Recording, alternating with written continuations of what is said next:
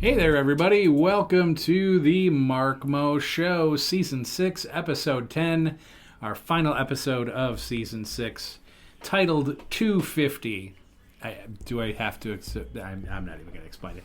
Anyway, you can find us on all podcast platforms and YouTube. I would like to introduce you to my co-host, producer, super awesome dude, and my son, Lucky Me, Aiden Maloney. How are you, dude? Hola, I'm chillin', chillaxing, got an okay night's sleep. Good. I've had 2 energy drinks today. Drinking a little hydration drink. I'm getting ready. I've never been more prepared in my life. That's amazing, and that's quite the statement. Yeah, that's quite the future urination I'm going to be having. It's going to be high volume. You know, you see those videos of like water mains bursting. Yes, it's building up already. Yellowstone geysers and that Leslie Nielsen Naked Gun where he's at the urinal for like 3 minutes in the movie. You think he's done, and he just starts up again. Oh man. Yeah, there's something different about caffeine, especially like coffee does it to me a little bit, but like energy drinks, that caffeine hits different. It's like, I know it's technically a diuretic, I think I've heard. Yeah. But man, that's crazy. Like how quickly that liquid is just like, nah, let me back out, dude. Uh-huh. Oh yeah. I'm done in here. Like it gets in, it's like, hey, we extracted all that caffeine stuff. Yeah. We went out. Get rid of the useless shit. Where's the exit door? Yeah, I hear you, man. Well, folks, we're six seasons. We're pretty, I think, pretty happy with how we've evolved and things that we've been doing. I hope you guys enjoy it for sure. And I'm going to talk a little bit about Aiden and his gaming channel. He's been doing that for quite a while. It is on the old YouTube. It is called Aiden Spelled the Right Way. Lots of PC gaming content, GeoGuessr, Polybridge, Observation Duty, and lots of horror games. So, Aiden, tell everybody what you can expect because, for many of you, and it seems like this was something we've been trying to move towards, and we finally have, and we seem to be picking up steam, which is great, and that is through TikTok and Instagram Reels, and we're just dropping these little 15 to 30 second gems on you. Yeah. And so I want you to let everybody know what's up. It's fantastic. I've still got this massive backlog of indie horror games that I'm playing through. I released an episode where the game was called Small Mouse Big House, where I play as this little mouse mama trying to steal cheese from the human beings. Way more terrifying than I thought it would be. I mean, the jump scares in that game were crazy. Well, yeah, I watched they're one of the reels that's out there, and by the way, let everybody know like TikTok and Insta, like how they can find us, like what our handle is. Yeah, our handle is A&M, A&M and co. So that's how you can find us. Usually it's at a.m.content or a.m.co.content because, hey, the bots stole all the good names. Yeah, by now, yeah, for sure. Yeah, you can find us on there, A&M and co. And yeah, we've been blacklisted or shadow banned on TikTok, and I have no clue why. I reached out to their helpline feedback thing, never heard back, because we had a good run where every TikTok and reel we uploaded was going to get either a couple dozen or a couple hundred views. Some of them even got quadruple digits, which was cool. Yeah, that's awesome. And then all of a sudden on TikTok, it's like 0 views, 1 view, 2 views, 0 views. It's like, what? I don't understand. Because on Reels, those same clips that get 0 get like 180. I'm like, I think we're shadow banned on TikTok, and I don't know why. Hi, yeah. Regardless of the back-end bullshittery, it is fun. Lots of clips from A&M, lots of clips from Aiden Spelled the Right Way. It's a jam. It's a jamboree. It is indeed. It is indeed a jamboree, and everybody should definitely check that out, as well as a segue into our gaming site that we do, kind of bringing all his fun gaming prowess and our goofiness and improv here on this show, and doing some gaming of our own. That is A&M Gaming, and you can find that on YouTube as well. And, we do a lot of similar games, GeoGuessr and Observation Duty. We did one last week. I can't remember the name. Spectator. So it's like a similar version of Observation Duty. I think it's a smidge easier. There's less complexities. but it's just as fun, if not funner. Funner? I would agree. More fun? Funnest? Funny, funner? Right, it goes funnerest? fun, more fun, Fun and funnest. Yeah. That's confusing. There's no funner. Funner? Funner, I hardly know her. Why did I say that? I don't know. It's episode 10. We're taking next week off. You're just you've hit a wall. And to be fair, with the English language. Well, no, I've hit a wall. Period. End of sentence. Because I have. Let's do the quick math. Thursday up at 7 in the morning, and then I stayed up till 4 in the morning Friday. So that's almost, what is that, 21 hours? 20 or 21. Quick math. Straight. 4 hours of sleep. Got up at 7. It's close to 8. I was a little bit late to work. It was close. No. I wonder why. Oopsie. It's close to 8 o'clock. But then I did 8 to 3 in the morning again, because they're closing my favorite bar because it got bought by some douche and whatever. The American dream, right? So that was another 22 hours straight. So doing the math, we're at 43 hours awake with 4 hours of sleep. Give or take. And then I got, 5, not even 5, 4.5 before coming to the studio here today. So we're on 40, we're on 41 and 8 right now. 41 and 8? It's a pretty good record in baseball. That'd be a great record in baseball. Yeah, so we're at 41 on, 8 off, and this day is just beginning. So we're only beginning to cook. Yeah, so I may hit the wall, but as we always say, when we're super tired or stressed or hungover, we tend to do our best. Any type of compromised state, yeah.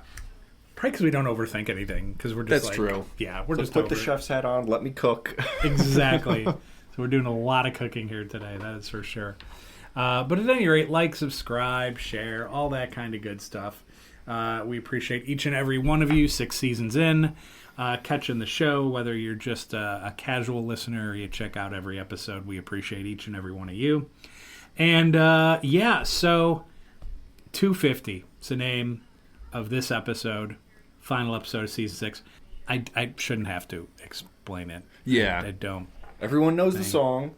For future spawns, pour spacious skies in rampant space aflame. 250. The purple mountains gathering. The spooning plains. Hold on. Wait. America. No. You know how the song goes. No, unfortunately I do. Purple Mountain's Majesty.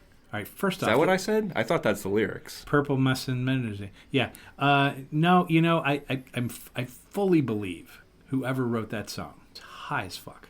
Purple Mountain, where? Was that the actual lyric? That is the lyric. Oh. Purple Mountain's Majesty. Huh. That's quite unique. Now, I have been through Colorado, Wyoming, Montana, Idaho. Wherever the mountains are. We've been. Washington. We've been where the mountains are. And they are beautiful, no question. Gorgeous, even. I've never seen purple. No. Maybe it's like the artistic rendition of what a sunset on a mountain would look like. I mean, maybe you give them the creative license to be a little crazy, get a little goofy with it. Right. Purple Mountain Majesty. I think I sang the song wrong. Or did I sing it right? I think you were on point. Okay. I think you were definitely on point. Just hey man, it's purple mountains. Wait, Majesty. Purple Mountains is the name of the strain. That's the Purple name Mountain of the Majesty. strain. Right? They're like, yo, isn't that a beautiful lyric? I'm like, no, dude, he's telling you what he's smoking. We're out of OG Skywalker. Don't worry, I got Purple Mountain Majesty, bro. Man. Oh, dude. Oh, dude, lit. That's so funny. Anyway, happy birthday, America. You're gonna turn 250 here on July 4th, and you don't look a day over 234. Let me tell you. I mean, you really, despite the pock marks and maybe a couple gray hairs, you're looking okayish. That is for sure. Now, I'm just as far as, birthing, birthdays, all that stuff. None of us remember our first day of life. If you do, you're a freak. Oh man, I remember coming out. I was real comfy in there, man. All of a sudden I came out like, whoa, bright lights, turn that shit. What the hell? Put me back. There's capitalism out here. Yeah, exactly. So, be it that we don't, heck, most of us can't remember most of our childhoods, but America, we remember your birth, and we know it all, even if we weren't there, because everybody wrote about it. And the first weeks and months of the baby United States as an independent nation were times of uncertainty, experimentation, and nation building. Sound familiar? Anyway, although independence had been declared, there's no strong national government. The states began to write their own constitutions, while the Continental Congress governed the war effort. In November of 1777, Congress approved the Articles of Confederation. Remember those? Didn't think so. We're Americans. Nobody knows their history. What the hell are you guys learning in those classes? Oh, no. I've seen the Jimmy Kimmel bit with history and geography. We're a dumb peoples. Although they were not fully ratified until 1781.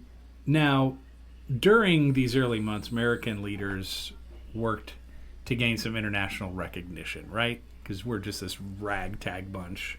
And the most important goal was securing aid from France.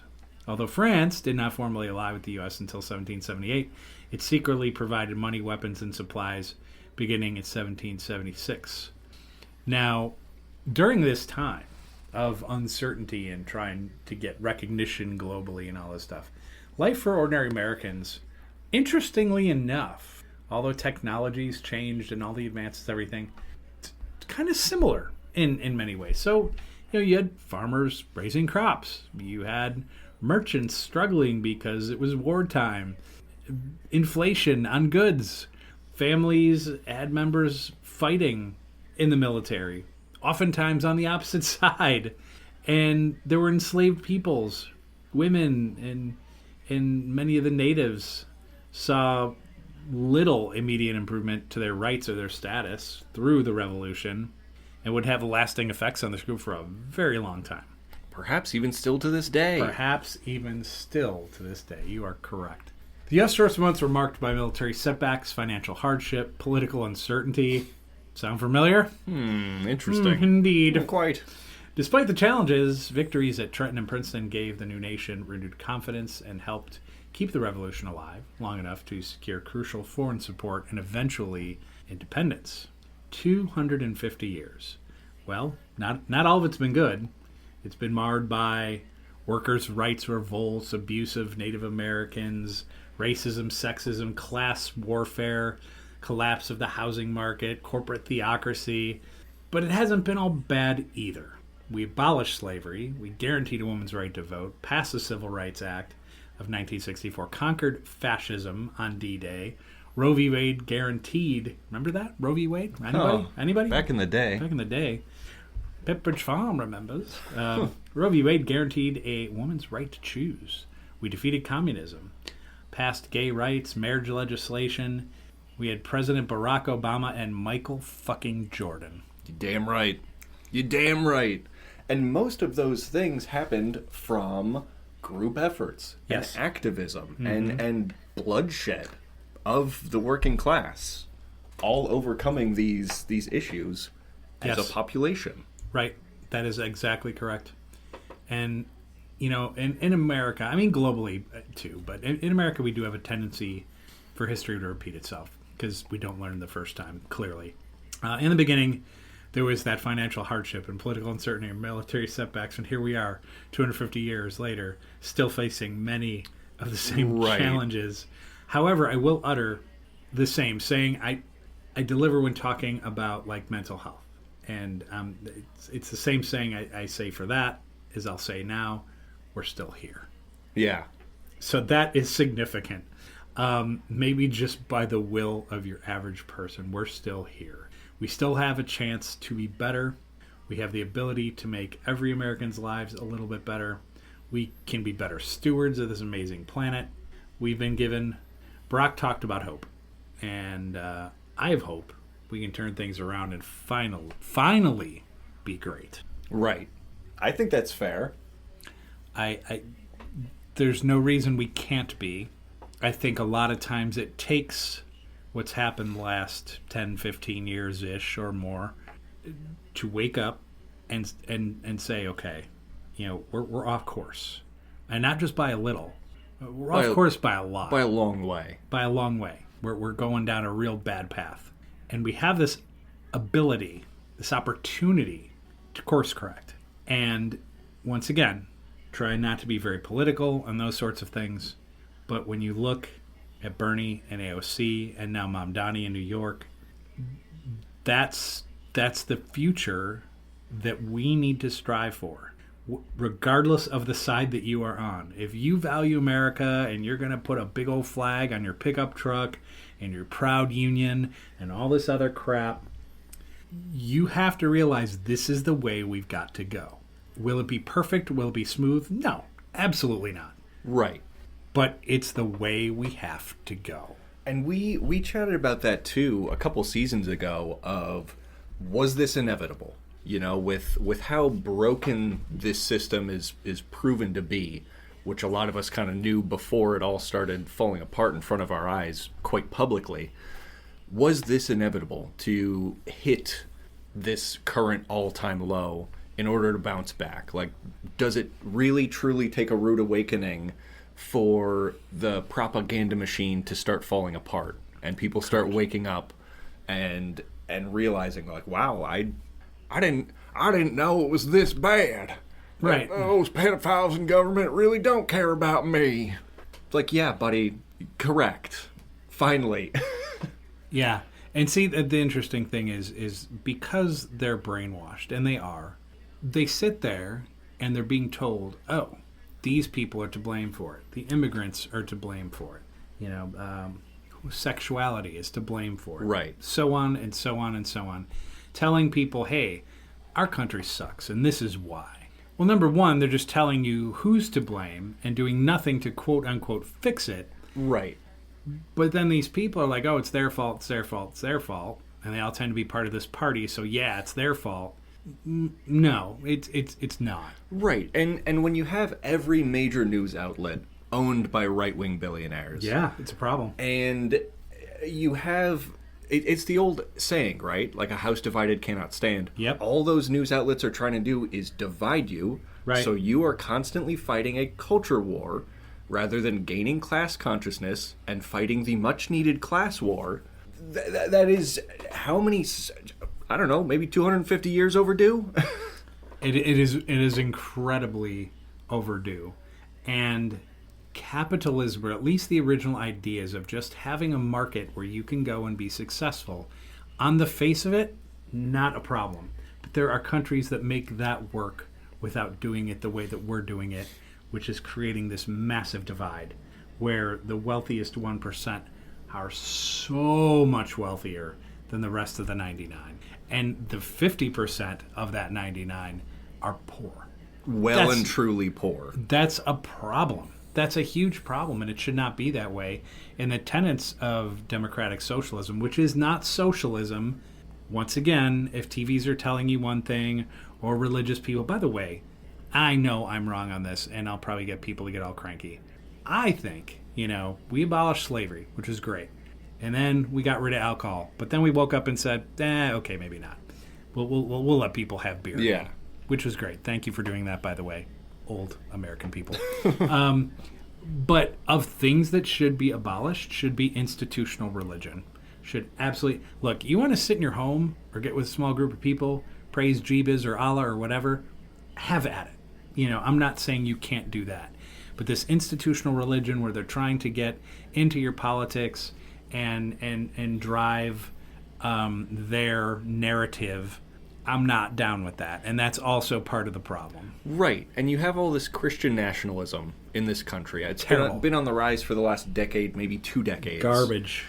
And it begs the question why these institutions, these mega churches, these massive PACs and super PACs get representation without taxation, and yet every 2 weeks out of my paycheck, I get taxation without representation. Yep. It's very interesting how that pans out. Yeah, we dumped a bunch of tea in a harbor Right. over that. What harbor are we going to this time? Yeah. What are we throwing in there? Holy water? Yeah, right. I don't know. I don't know what we throw in there, but maybe some preachers. I don't know. Swim. Pat. Oh, he doesn't know how to swim. Oh, no. Oh no. Throw him up. Nah, never mind. Oh, the choir boys didn't teach you how to swim?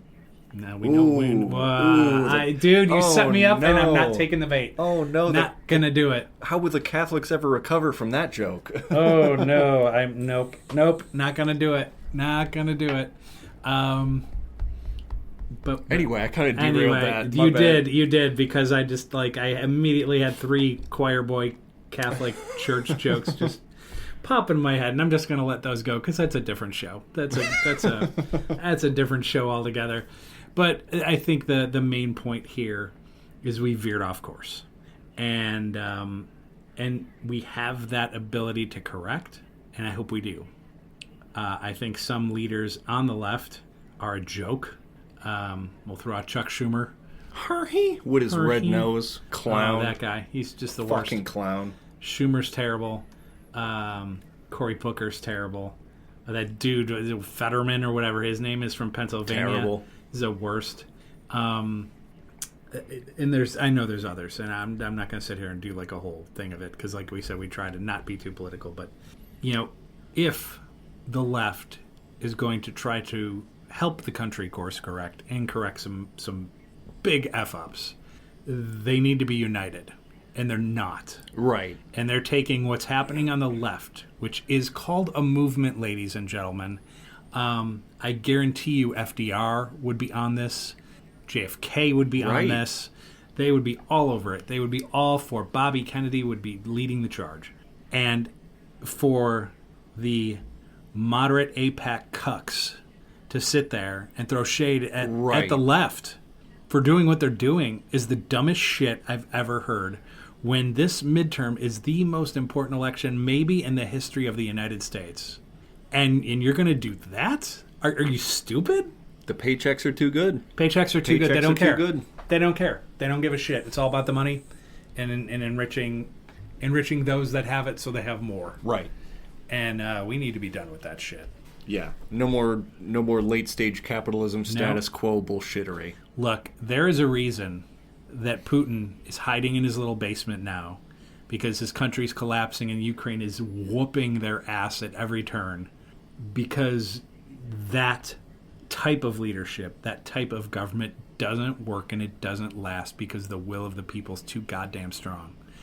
The question is, do Americans have that? Do they have the will and ability to do it? I think we always have.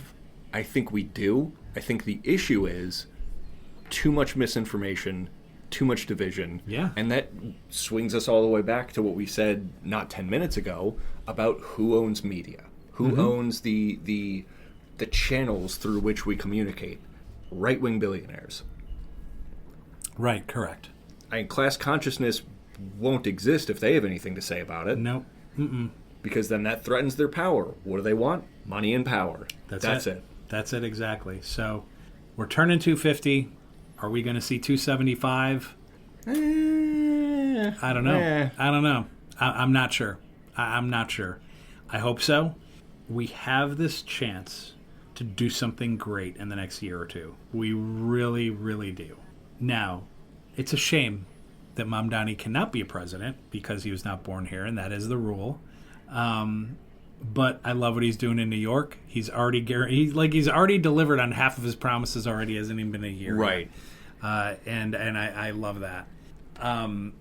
We need more leadership like that. A lot of his candidates in New York have won. Yes, this is true. They have beaten all the corporate APAC Dem cucks, and I love that because that's the old way. A lot of these Democrats, the Schumers, etc., in 1980, they'd be Republicans, or what they used to call Reagan Democrats. That's what they'd be. And there is no more room in that party for them. Nah. Anymore. That's, even Bill Maher, that fucking guy, gets on a show and is so anti-democratic socialist that he literally had the vice president on his show and said, that if this movement continued, he would vote Republican. What an asshole. I knew it was coming. I knew it was coming. No, because he's one of the rich pricks, too. Yep. He's one of the rich pricks, too, and he's used people on the left to line his pockets for years. And who owns the network he speaks on? Yeah. Enough said. Enough said. Enough said. So take it for what it's worth. And ultimately, even though we did have a little bit of political talk here. How can you talk about a country without doing that? You have to be a little bit. Right. But point being, it's ultimately not about left and right. It's about what's right. R-I-G-H-T. Right. It is about what is doing right, what is correct. There's that one Jeff Daniels thing, I forget what show it was, where he was like on a panel and he had to say why America was the greatest country in the world or whatever. Like the college girl asked him the question. And he just went on this epic rant of why America is not the greatest country in the world. And it's true. People have got to put the Kool-Aid down and look in the mirror and realize we're not. Right, and that's the difference between patriotism and nationalism. Yes. Where patriotism, you can look at your country and be like, I want this to be better. I'll point out its flaws. I'll gladly say it's not the best country in the world. Where nationalism is the worship of a country, ignoring every wrongdoing. Yes. That's the difference. You can call yourself a patriot, but if you ignore all the wrongdoings and you don't think there's anything wrong, we're the greatest country in the earth, and then you just close your eyes and ears to anything that is actually real happening in this country. Yeah. You're not a patriot. You're a nationalist. Mm-hmm. And you're fucking wrong. Yeah. And there are democracies around the world better than this one. And you know where they got their constitutions? You know where they got their rules and their laws and everything else? From us! Back in the day. They're like, yeah, that's great. We need to do that. And now here we are. We're like, oh my God, those guys, socialists. It's like, no. Everything they got from us. Right. Those ideas in their constitution is like, yeah, we really like what the Americans are doing there. Let's do that. They're kind of cooking with that idea. They're kind of cooking with that idea. Let's do that, and it drives me crazy. Yes, we're a republic, but we're a democratic republic. And the whole idea behind how we were going to do this thing was brilliant, okay? Study your founding fathers. By the way, they weren't religious. They honestly didn't give a shit about religion. None of them did. They knew people did. They knew there had to be some guarantees and rights for them, but that was it. That was it. Yeah. Otherwise, they didn't give a shit. But they knew how they wanted to build a nation. All these pompous little farmers were just like, yep, this is how we're doing it. And, yep, the Brits, nah, we're not going to do it that way. We're going to do it this way because they have a king and how they do things sucks. Yeah. And we went and did our own thing and was the model for it around the world for people that aspired to have a republic, democratic republic, anything like that. We were the model. And now we're so far from our original model, it's crazy. Right. And by the way, I just want to say this because there's amendment people out there.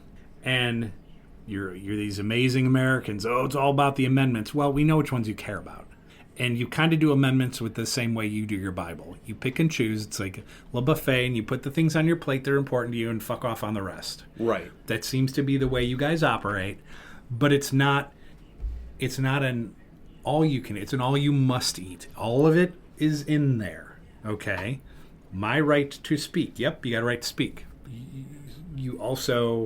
There are also consequences to that right. Okay? You can go in and tell your boss, hey, asshole, you're fat and you're stupid and I don't like your wife. You have every right to do that. Every right in the world to open your mouth and say that, guaranteed by the Constitution. He also has the right to say, wow, thank you for sharing that. Here's a box. Go clean out your desk and have a nice day. Right. There are consequences to everything. But all that being said, is called an amendment. The root word is amend, which means to change. Right. They were built to change. Trust me, when they had the whole bear arms thing, it's because we didn't have this amazingly strong military that could compete with the rest of the world. We did not. We didn't have all these municipal police, state police, armed to the teeth. All of these laws, they're there to enforce and serve and protect, which is kind of funny. Yeah, right. Serve and protect and all that. They realized, well, farmers should be able to protect their own shit. That's why they did it. And if you don't like the government we're building, we're going to give you guys the opportunity to come and take it back from us and do something different if you want. That's why it was there. That's why that was there. But everybody's like, no, I'll tell you right now, that thing guarantees me I gotta have my gun locker full of guns. I got my hunting rifle. Well, then I got my other hunting rifle, and then I got a couple crossbows. That ain't no gun, but still crossbow. And then I got myself an AK. They probably got an AK. I'm sure they found it. I got my AR, and I got this, and I got that, and blah blah blah. And they got an arsenal that like small countries don't have. Right. One person, and it's hilarious because that's not the point. And it's an amendment. So people, they're going to come take my guns. No, just like driving, we regulate things. Right. Because they should be. And it's people like that that have a cousin or a nephew, full of Adderall and hopes and dreams. And they go in there and like, I had a bad day at school. I think we're going to fix that. And they go in the gun locker, they get a gun, and they do. So you can sit there, and this happens in America again and again and again and again. Part of why America is definitely not the greatest country in the world, because we lead the world in stupid gun shit. Right. So America, do better, be better.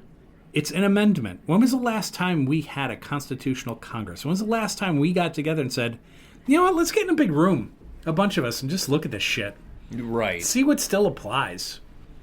I mean, cities and towns, they amend shit and change shit all the time. They have since the beginning of their inception. But America can do it. Right. They can look at an amendment and go, oof, that one's looking dusty. Probably alter that one, yeah? Yeah, probably. Well, there's a garbage can. We could just throw it in there. Maybe we should amend that. Maybe we should amend that. Huh. How about that? So yeah, we got work to do, guys. And I think it comes with looking at the Constitution. I think it comes with changing some stuff to where it makes sense. They did that bear arms thing. People had frickin' muskets. It took you half a day to get it ready to shoot. Right. Meanwhile, we have weapons today that how many rounds can an AR expect? Right. I mean, right. It's not the same thing. It's not even close to this. So we got work to do, guys. We got work to do if we're going to survive. Because right now, you're seeing the collapse of Russia is what you're seeing. You are seeing the collapse of a nation that had a leader, I wonder who, that is so full of themselves and only interested in making money and having oligarchs that are able to make money and fuck the rest. But that shit catches up to you. And it's catching up to him. And it's going to catch up to others. And it's catching up to the dude that currently lives in that building that's only half standing, and it's a UFC fight. It's just what a joke. Just what an absolute joke. Anyway, I could go on and on and on. It's a birthday party. Happy birthday to you. Yeah, what a sad party. Yeah. What a sad party. There used to be this commercial back when I was a kid, and I think it was like a public awareness kind of thing, where they like talked about pollution and being responsible and stuff. And it was like this panning shot of this highway. And you saw like old tires and cans and garbage and all this stuff. And it pans out to someone collecting the garbage. And then it pans out even more, and it's a Native American. And he's in his Native American guy. He's got a headdress on. He's got the whole thing. And then they do a close-up of his face, and this tear comes out of his eye. Yeah. And it's like, you think about it today, and it's like, wow, that's pretty impactful for back then. And it still applies. And it still applies today. And not just for garbage. Because garbage is a relative term. Yeah. And we need to take the garbage out. Mm-hmm. For sure. But, hey, let's be hopeful. Let's do that. Because there's not a lot to celebrate in its current form. Sure. So let's just be hopeful. Let's come up with that idea of what we want it to be. And let's be hopeful for that. And be like, you know what, the next 250, let's be better than the first. Right. I think that's fair. We'll be back. Bye.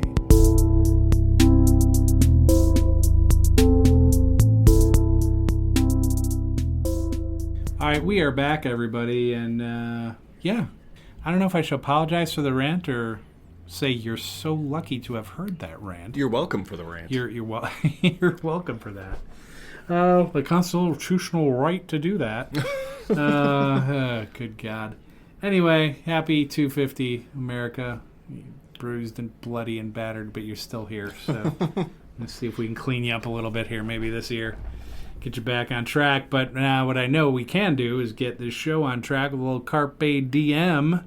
As you find folks, send us your DMs, and we read them on the air. They're in the form of a question. Well, I mean... We could answer them. We could. We have that capability to do so. This is true.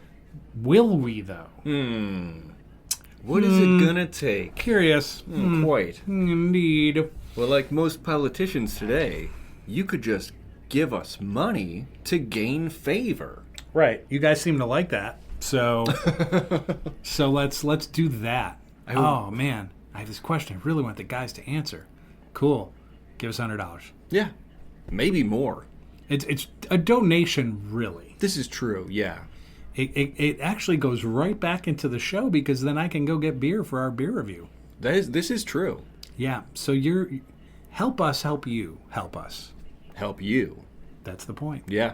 God bless. That's what we live for, honestly. Mm-hmm. Oh, yeah. Well, it's time for some DMs. And I've got a few here. At Lisa the Great. Liberals understand. We will not vote for anyone who supports ICE, Israel, MAGA, or war with Iran. Run and progressive or lose. Yeah, that's fair. I think with how far right the Democratic Party leadership has swung, no longer being a left-wing party, being more of a center-right party, that's not good enough. Nope. That's not good enough. No more we mentioned this a little earlier too, of like no more status quo, billionaire bought, corporate bought bullshittery. Yep. I mean, how do you expect your populace to remain happy when the representatives don't represent them? They represent whoever funded their campaign the most or gave them the most gifts and donations. Right. Exactly. No, not going to pan out. Nope, not at all. At Dave Cubby. Cubs sweep Mets and Wrigley, and then in New York at Citi Field. Ha ha. Ha! Is that a season sweep? That's well, yeah. I don't know if they play more than 7 times, but 7-0 right now. Yeah. Might be a season sweep if they don't meet again. Yeah, thank God for that. If they don't met again. That's Holy cow. Oof. Boy, you heard it here first. Those broadcasting classes have really paid off. At Josh Delman Comedy. Jeffries and Schumer are the most pathetic leaders the Dems have ever had, so weak and complicit. Time for a change. Yeah, they're up there in terms of weak losers. Oh, yeah. I would say. Yeah. Ow. Ow. The heck did you do? Ow. Why'd you do that? Ow. You hurt the table by slamming your knee into it. Oh my gosh, table, are you okay? Hey, table. I just smashed my kneecap, man. I got capped. That's crazy that you would do that to the table. Man, you know, I'm just trying to get comfortable here, folks, you know. And so, you know, did I just try to cross my leg? Yeah. Under a small table here in our palatial studios. The studio's not big on square footage. No, not particularly. It's a great studio, just a little tight in spots, and I just went to cross my legs, just to be like, yeah, I'm gonna get a little comfortable here, and decided to knee the table right in its groin. Bad decision.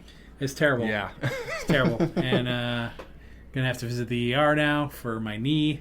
Not that we as Americans get health insurance. We don't. We go to the doctor and we ignore the bill. You'll be on the hook for at least $15,000. Yep. So that's something else that's great here. A small price to pay for crossing your legs. Really? Yeah. Yeah, no doubt. What a steal. I went to cross my legs and now I'm in Chapter 7. Thanks, America. Yeah, that's just the way we work here. But yes, time for a change. Yeah. I agree, Mr. Comedy Man. At Russia. That's funny. Ukraine is about to take Crimea back from the Russians. Slava Ukraini. You know what the Russians are thinking? Crimea River. Like Justin Timberlake, the thing he did. You know? the thing. It's It's one. It was the Justin Timberlake. I think it was Justin Timberlake song. Was it he now? sang about Crimea River. I don't know if there's a lot of rivers in Crimea, but he made a whole song about it. Did he now? I could be wrong. I thought it was Justin Timberlake. No, I think you got the artist right. Oh, okay, cool. You got the. Cool. Ooh. What am I missing? So much. Now we understand why this country is in the shape it's in. Well, anyway. That's a perfect segue to my last one. You had no notes about the DM you got? No, Oh, okay. I probably should have. I should have done a little research on that, perhaps. Or not. I don't know. Anyway, my last one is from @StonerStanley420. Happy birthday to the flag, Momo and Alan. I ate some cake and smoky in the van. Squirrel day for all. Bye. And you know what? That's your goddamn right as an American. It is to eat cake and smoky with a squirrel. In the van with the squirrel, yeah. That sounds like a good day. Squirrel day for all. Yeah. Where do you get the cake? Yeah, because he was what? He was stuck on the Dollar Tree or Dollar General for a while. Yeah, and then he got out of there. Just jacked a cake and forgot about it. Right. And like, then he's had this cake. battle with the squirrel forever, but now apparently they're friends. Frenemies? Friends? Yeah, something. Sure friends? Yeah. Oh, no. Maybe we should change it from Independence Day to Squirrel Day. I think we should. Until we are actually once again independent from corporate and billionaire interests. True. Yeah, we should change the name. Yeah, Squirrel Day. Squirrel Day. I'm all for Squirrel Day. Yeah. All right, you got some DMs there, sir? I do have one here from @Bonkum1. What's a reality check that people need to hear? A reality check. That people need to hear. Well, since we're talking about it, you, lovely listener, will never be a billionaire. Chances are you won't ever be a millionaire. Stop bootlicking. What the fuck goes on in your silly mind that you're bootlicking billionaires and trillionaires? I never understand why the working class doesn't understand. These people have exploited you to become billionaires and trillionaires. Yeah. They're not going to stumble upon your kind tweet and be like, oh, hey, you're a millionaire now. I just gave you the... No. Stop bootlicking. I would agree. I had one, and then I lost it when you went on your rant. rant. Sorry. So we can just keep going. My bad. We can go. I guess another reality check is don't wear capris. Don't wear capris? Okay. Yeah. It's like you get the uncomfortability of like tight jeans, but then you risk sunburn on your shins for no reason. Oh. You could just wear jeans, or you could just wear shorts. Don't do the in-between. I never understood capris. Nah, I don't either. Oh, I remembered mine. It came to me. Oh, God, getting old sucks. Anyway, mine is, are you ready, ladies and gentlemen? You will never be able to retire. Yeah. That they should take that word out of the English language, because there is not one person other than these billionaire assholes that is going to be able to retire. Impossible. You're going to squirrel money away into your savings. Oh no, car broke down. Well, there it goes. And then you start squirreling away again. Oh, the washer and dryer. And there it goes again. Right. Rinse, repeat, rinse, repeat, rinse, repeat. Now you're 60. Well, shit. There's not much in there as I thought there would be. Well, or your 401ks, right? Remember those? Remember your nice little 401ks you had in, I don't know, say 2007, 2008 that all went bye-bye? Bye-bye. Bye-bye. Yeah. If you have money in a 401k, you need help. You need... I am not a psychological professional therapist. I'm not. I can't coach you there.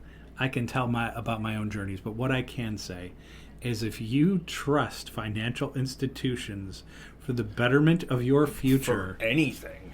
Just take all your money and put it in a big pile and just set it on fire. Yeah.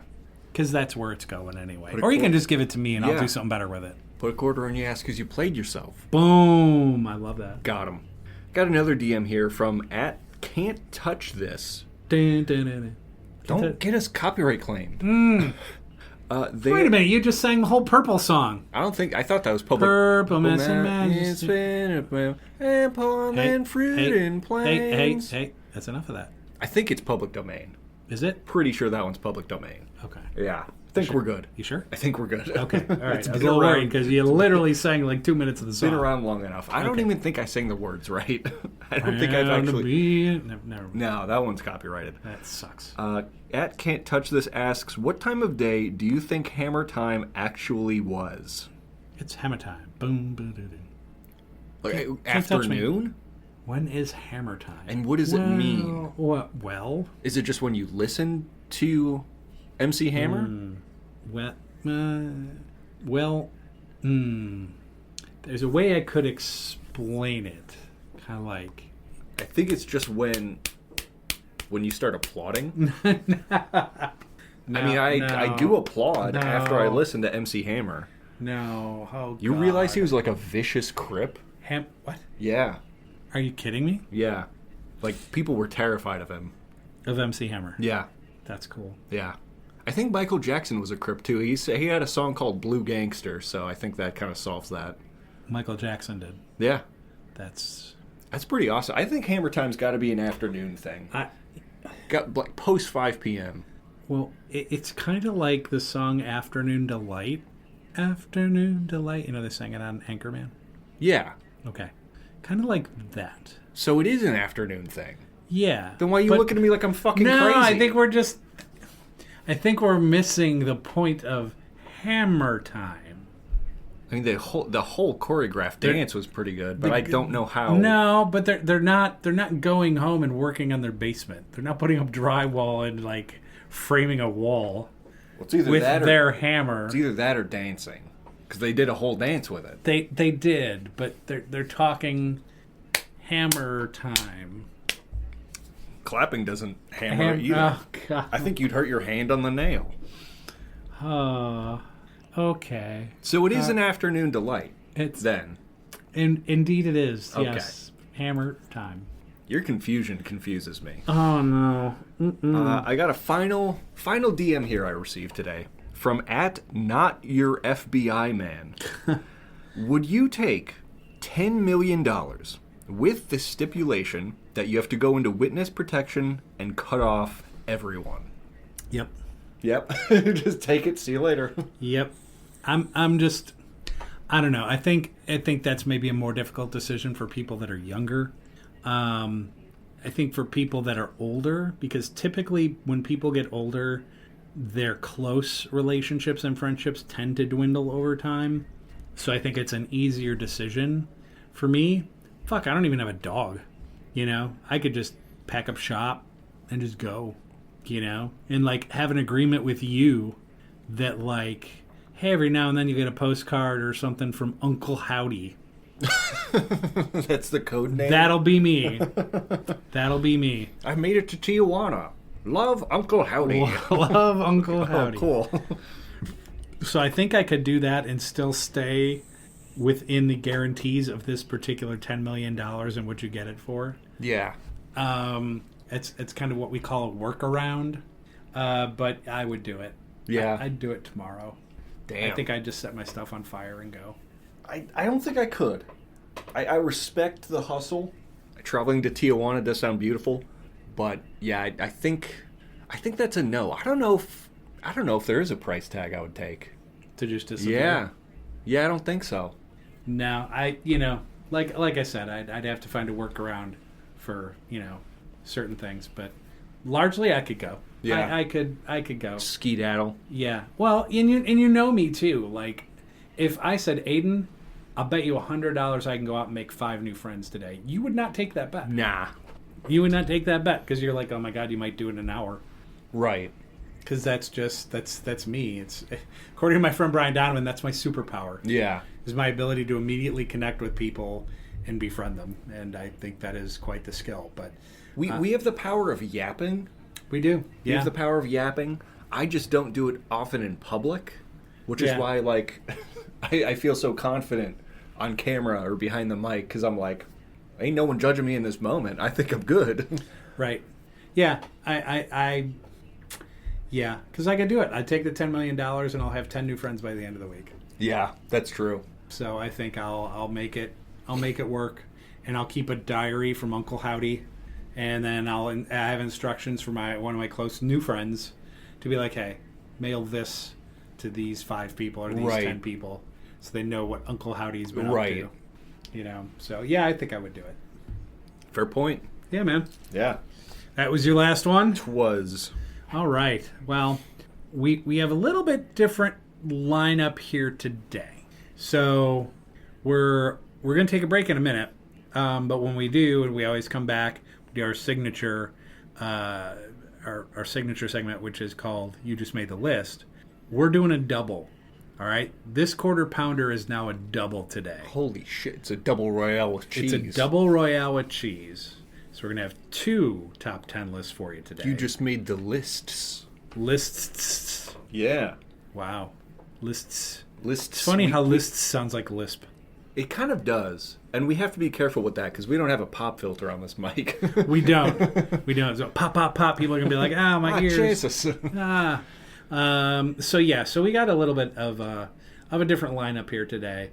And something fun at the end as well. So a little bit different for the old 250.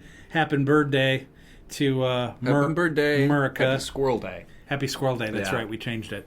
At any rate, before we take that break, other foods. Aiden scours the globe for other foods. And they're usually not super great. Makes me scared of humans, really. But I'm interested. What do you got?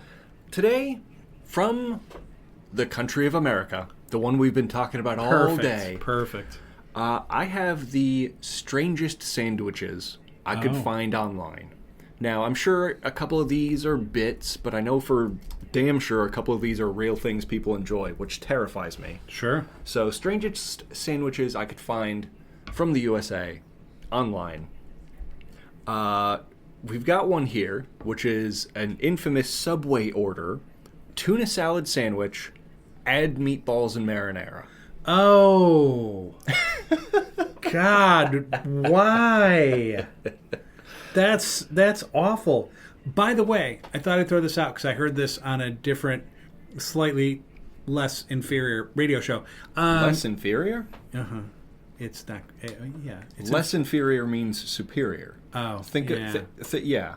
Dude, 4 hours of sleep. I've been awake for like 44. Give me a break. Inferior. So it's funny. It's just funner and it's less inferior. Oh my god. We can fix that in post, although this guy won't do it. I'm not going to do it. So, no. This inferior show stated that in tuna, in Subway, there is 0 tuna in the tuna in Subway. No None. shit. 0. Okay, I'm just going to say, for legal reasons, that is something you heard from a third-party source, and we cannot supply its validity, so you are to take that with many grains of salt, perhaps even a whole salt block, but that is an interesting factoid. Not even 0 tuna. It's an interesting allegation from somebody Alleged. else, not us.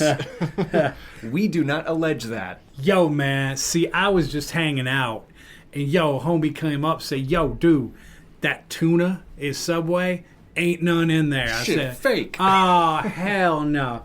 Yeah, there's none in there. It's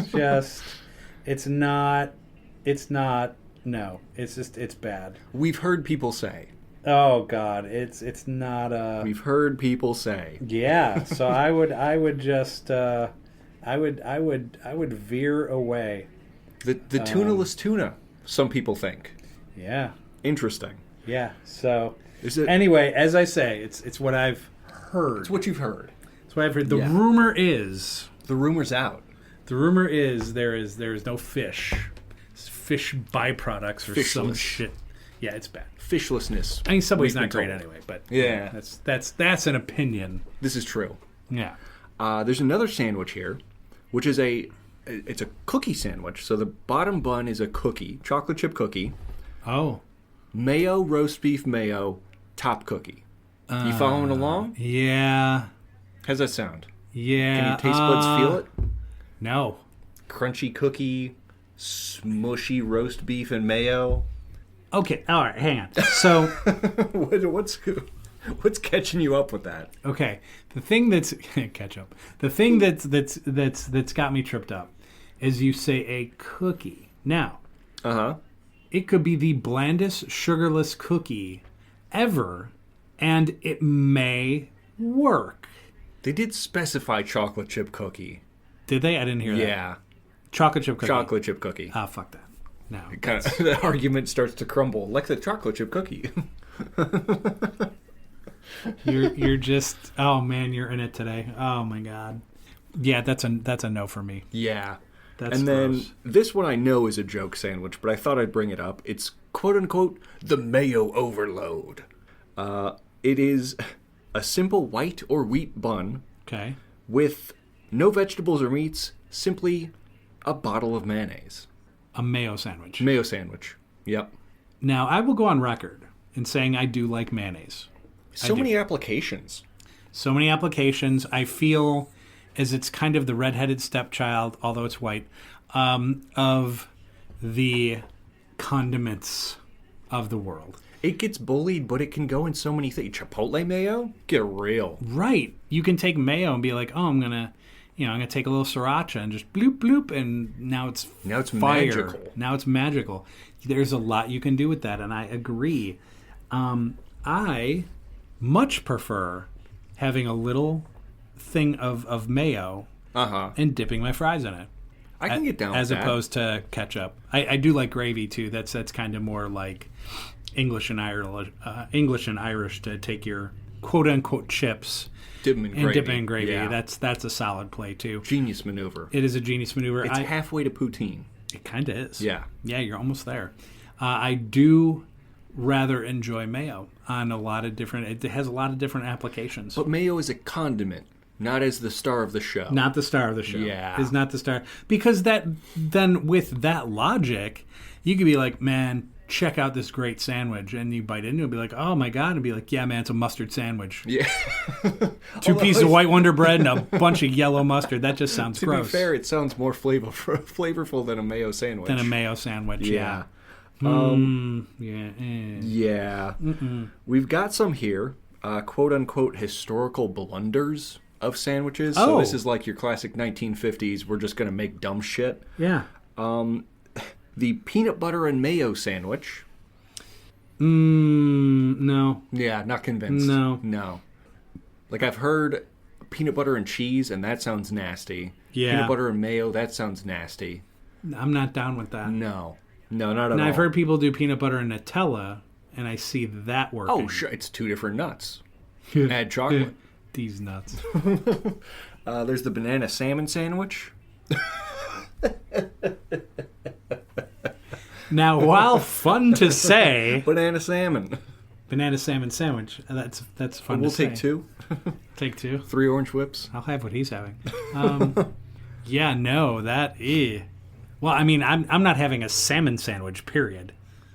Adding a banana is not helping that situation. No, not at all. It sounds like something to induce vomiting rather than something you would keep down as sustenance. Right. Yeah, like if your kid comes up, it's like, Dad, my stomach hurts. I got something for you. Banana salmon. Take a bite.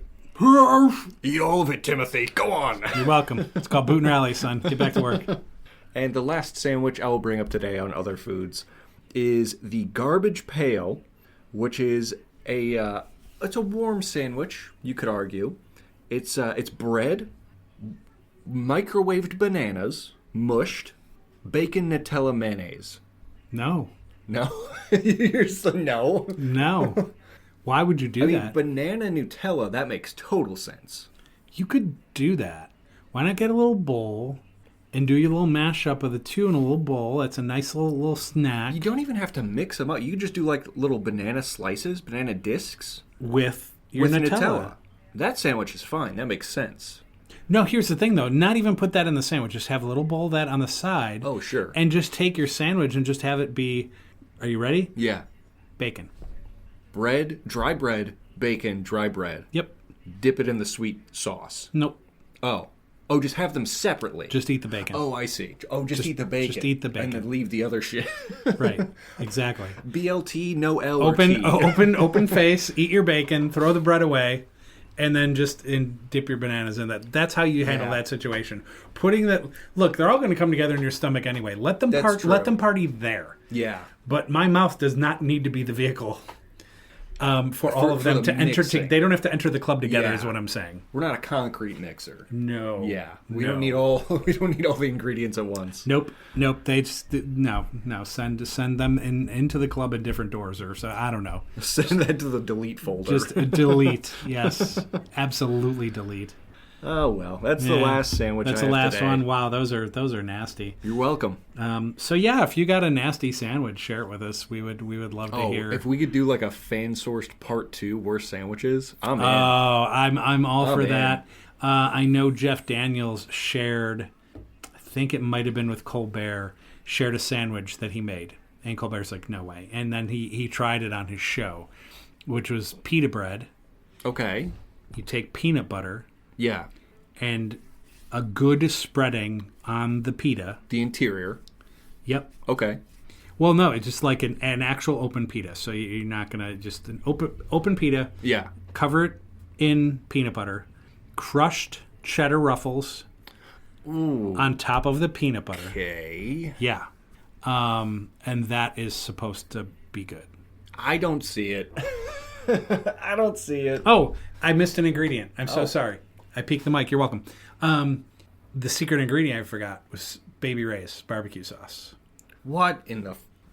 Dude. Barbecue sauce, crunched cheddar ruffles on a bed of peanut butter on a pita. Jeffrey. Mr. Daniels. We love you, by the way. Do we? Oh, yeah. Not if he makes that. That's your signature sandwich?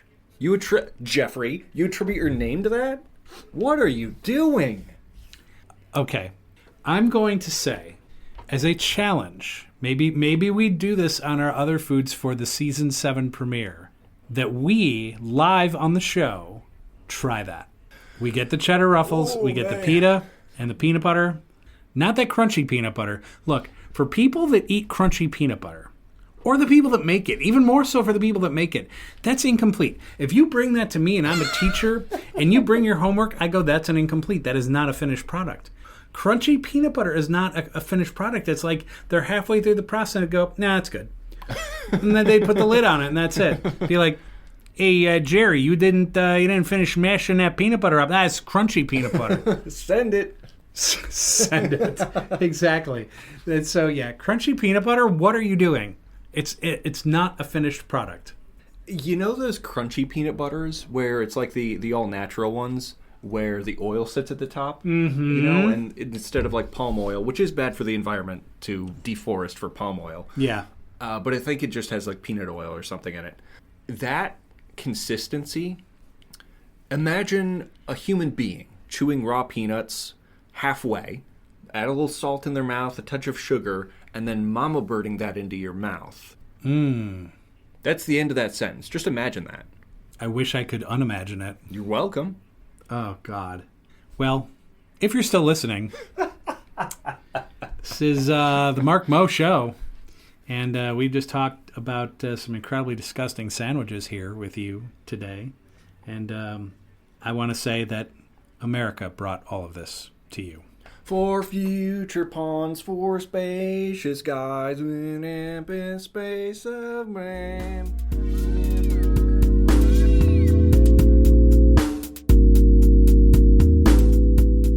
All right, we are back here on the Mark Moe Show. I'm your host, Mark Maloney, along with Aiden Maloney. And we're on to our feature segment. You just made the list here on the Mark Moe Show. And we have a double. This is a double header, if you will. This is a double quarter pounder with cheese. The Royale. The Royale with cheese. Top 10 list today. 10 through 2, our big number 1 reveal. And the all-important rule, there are no rules. So true. Thank God for that. Top 10 today, greatest American achievements. But also another top 10 list, greatest American F-ups. Whoa! How about that? It's just like anything. There's the good and the bad. Yeah. And there you have the facts of life. You're welcome. That's so true. Mm-hmm. Some people don't think so. I think they're silly. They're silly. Very silly. Incredibly silly. Thanks for tuning in, folks. Great Have a commentary. great rest of the day. Yeah, God damn it. Okay. Top 10 greatest American achievements. Aiden, why don't you kick us off? Okay. Today, number 10, greatest American achievements, finishing the Panama Canal. Yeah. That's huge. I believe it was the French who started it, Yep. if I'm not mistaken, and then they just kind of bailed. Flew the white flag, per usual. We love you, France. They just kind of bailed, and then Yeah. America stepped in and was like, actually, having this canal would be kind of baller. Yeah. So we finished that. That's pretty huge. That was huge. Number 9, independence from Britain. Yay. Fucking Brits. Fix your teeth. Hey, what you talking about What are over you there? talking about? It's Tuesday, innit? Yeah, what, a crumpet? No, I don't. And keep your warm beer. Crumpets and tea. Crumpets and tea. Number 8 on my list, first humans on the moon. Ooh, yeah. Yeah. That's right. Armstrong and Aldrin. United States of Moon, y'all. The United States of the moon. Let's go. We claim the light side. Oh, no. Number 7 on my list, the polio vaccine. Oh, that's a good one. Huge. Huge. I mean, the amount of medicine that comes out of this country is kind of astounding. If only we had health care. How about that? It's amazing back in the day when we used to cure all kinds of stuff, but now there's so much money in just treating Right, it. right. Why cure it? I mean, there was a man that sold the patent to the insulin vaccine for $1 because he wanted to help people. Woof. And then Shocking. Big Pharma stepped in and they were like, "Oh no, we're Oh, not no, doing no, that. No, sir." We're going to make Billy's. Get out of here, Yeah. you silly guy, you. Number 6 on my list of best American achievements: assisting in winning World War II. There you go. It was truly the Allied powers that all came together in an Allied effort, if you will. Yeah, that was literally for pro wrestling fans, that was literally the hot tag of World War II. Right. Britain's out there just getting their asses handed to them, and then they're kind of reaching, and like the other guy's hand is like right Help, there, and he's like, help. "Oh, don't know if I can do it." And the German's got him by the leg, and then at the last second he tags us in, and we just cream It's like everybody. a tornado tag, and like Right. Russia and the U.S. were both like, "Oh, dude, let us cook." Let us cook, exactly. Number 5 on my list, I've combined civil rights and union rights. Both equally important, I believe, and of course that's all class solidarity. That's class solidarity of working people coming together and being like, "Hey, it'd be cool if we all have rights, yeah?" Yeah, how about that? Yeah, and then, all the swine owned by the governments, built to protect capital, kind of got in the way. But hey, Yeah. we got the dub. We got the dub. Number 4 on my list, tied for 4th place. Inventing transistors, microprocessors, and GPS. Tied them all. 'Cause they're all technological. Can I be honest here with you? Sure. When you that was your number 4, right? That was my number 4. Okay. When you said number 4 and you just yelled out the word Tide, I thought, well, I mean, detergent is nice. I don't know if Keeps my I'd clothes clean. I don't know if I'd rank it that highly, but okay. And then you went on. I'm like, Tide. Tied for 4th place. Tide. Yeah. Got it. Yeah. See, Yeah. Gain would have made the list, but I think Tide smells better. For sure. Transistors, microprocessors, and GPS are all tied for 4th place on my list. Number 3 on my list, very near and dear to my heart. I love music. So number 3, blues, jazz, soul, and hip-hop. I love it. Yeah, gotta throw those on there. And number 2, inventing airplanes. Yeah, Pretty huge. that's huge. I'll save my big number 1 reveal. Oh, all right. Okay. Top 10 greatest American achievements. Number 10, American universities and research institutions. For many of those things that get invented, American universities and research institutions are usually Played their part. They have played their part. Yeah. So, number 9, motion pictures.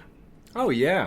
Because other than that, it was like books and just people sitting around the fire telling a story. And all of a sudden, hey, what if we had this picture and it kind of moved and we could tell a story? Whoa. What? The birth of young Hollywood. I love it. Yeah. Yep, good stuff. Number 8, creation of the National Parks Service. Oh, that's a good one. Yeah. Which is a good one because the billionaires would just buy it all up and turn it to shit. So or sell it to overseas companies. Right. So it's important that we still have some of that left. I've been to some of them, and it's just gorgeous. But even after they've been gutted by the current administration, they're hanging on. They're hanging on. We're not giving up, boys. Nope. Number 7, the space race and moon landing. There you go. Number 6, popular music, blues, jazz, rock, hip-hop, and I put country on there. I don't like country, but... Could be transposed to American folk. Sure. If you will. Bluegrass, American folk. Yeah, there whatever. you go. We're fine. Number 5, the Erie Canal. Ooh. Transformed commerce in an early America was absolutely key to that, for sure. Being able to connect the Great Lakes with the ocean. Yeah, that is true. That's a good one to have on there. I like that. Yep. Number 4, the founding of a constitutional republic. It's a big one. It's a big one. It's a big one. Number 3, the civil rights movement, which I could very easily kind of do what you did and put, workers' rights on there as well. Number 2, First in Flight, Orville and Wilbur Wright. So we did have some that were similar. Yeah, this is true. We were talking about that off mic, lovely listeners, about I wonder how many of these will be samesies on. A little handful. Yeah, for sure. A little handful. Time for number ones. Number 1. Number 1, I went invention again. ARPANET and the internet.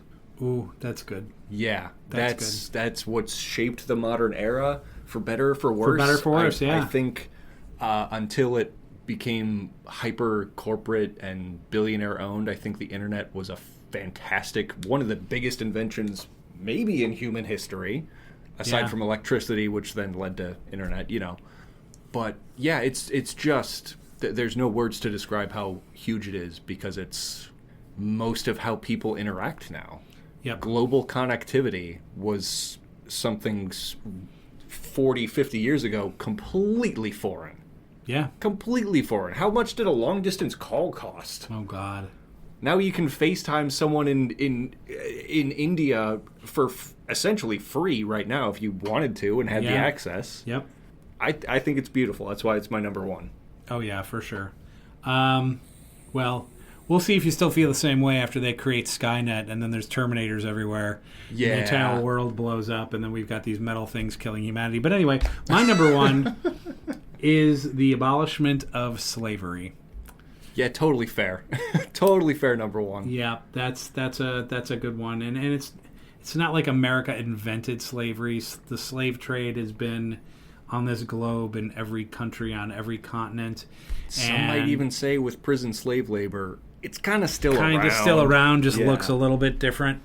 But yeah, I think being able to abolish slavery was pretty huge, and even after the abolishment of it, it still took a lot of time for African Americans to get a right to jobs and education and everything else, and voting, and it's still a challenge. So there's still systemic segregation, racism. Yeah, we know it's out there. So, but we've come a ways. Yes, so this is true. This is true. We will at least say that. Now, the second you just made the list. To be fair, before we continue, I just want to say, I thought these lists were great. I thought, whether invention heavy or history heavy, I thought we covered a lot of the good. I think so too. Yeah. I mean, and that was kind of how we set the tone for the show too. It's just kind of like, look, America's imperfect, but it's also been the blueprint for so many other democracies and democratic republics all over the world. So, but it also has its flaws. Yeah, and calling out and addressing imperfections is how you make positive change. Yes, correct. Yep. Oh, you're being so unpatriotic. No, we're not. No, we're not. Actually, having a show like this is about as patriotic as it gets. I would agree. So take your flag and shove it in the potted plant in your front porch. For futures, and purple sky, whatever. I don't know. Whatever. Mountains of Majesty. Anyway, the top 10 greatest American F-ups. So take the good, take the bad, take them all. There you go. Yep. I guess here's the bad, huh? Next life, baby. Yep. I'll start mine this time. There you go. Number 10, Juneteenth Tulsa Massacre. Yeah. Large groups of white people, many of whom had been deputized and given weapons by city officials, destroyed more than 35 square blocks of affluent Black Wall Street area in Greenwood District in Tulsa, Oklahoma. Yeah. Yeah, that's fucked. Not our proudest moment. No. And that was your number 10. That was my number 10, so buckle up. That's all I'm saying. Here we go. 9/11. I love the clip of Norm Macdonald. And there's, I don't know if he was on a podcast or a radio show, but there was just like a touch of a lull in silence. And then Norm is just like, 9/11. And then everyone busts out laughing. Just like that Norm Macdonald magic of just being like, 9/11. What an underrated dude. Rest in peace, man. Oh, no doubt. Number 8, the Vietnam War. Oh, God, yeah. And then how we treated the Vietnam veterans when they got back. Awful. Both combined. Awful. You can take both of those. Number 7, the Jim Crow laws and racial segregation. Number 6, January 6th. Yeah, that's about right. That one belongs on there for sure. That was a shit show. Number 5, the Great Depression. Checks out. Checks Great out. Depression. So America knows how I feel. Number 4, Native American displacement, the Trail of Tears. Oh, yeah. Good God. That's a good one to have on there. Number 3, the Civil War. That's kind of fucked. It's kind of a big thing that happened. It's not great. I mean, it happened for a purpose. Right. You know, sometimes things like that have to happen to become better. Yeah. But still messed up. It's a pretty big low. As a low. Number 2, Japanese internment camps during World War II. Oh, fuck, yeah. And that was done under FDR. Right. So it's like, that's kind of messed up. Yeah. We're going to take all the Japanese people. We're going to throw them in a quote-unquote camp. Right. It sounds oddly familiar to the people we were fighting at the time. At the time. Right. Interesting. Yeah, right. The difference was we didn't gas them, but we didn't exactly treat them like model citizens Hell either. No. Treat them like shit. Yeah. That was once again, not a good look for us at all. Terrible. Yeah, we're going to put all these guys in a camp. Oh, camp's so fun, so we'll roast marshmallows and little canoes. No. Mm-mm. It's going to be in this Dust Bowl area of the country, and they're going to be starving, and they're going to be sick. And it makes me worried how few school kids out there probably learn about that part of World War II. They don't. They don't. Because everything's whitewashed. Or don't even learn about the Trail of Tears. Mm-hmm. It's unbelievable. So that was number 2. Alrighty. I guess I'll start my 10 through 2 worst American fuck-ups. Number 10, the Great Depression and the Great Recession. I tied them at number 10 because they're, in my opinion, equally as bad. Oh, yeah. Number 9, never-ending warfare and imperialism. Doesn't matter what decade it's in, America's doing it.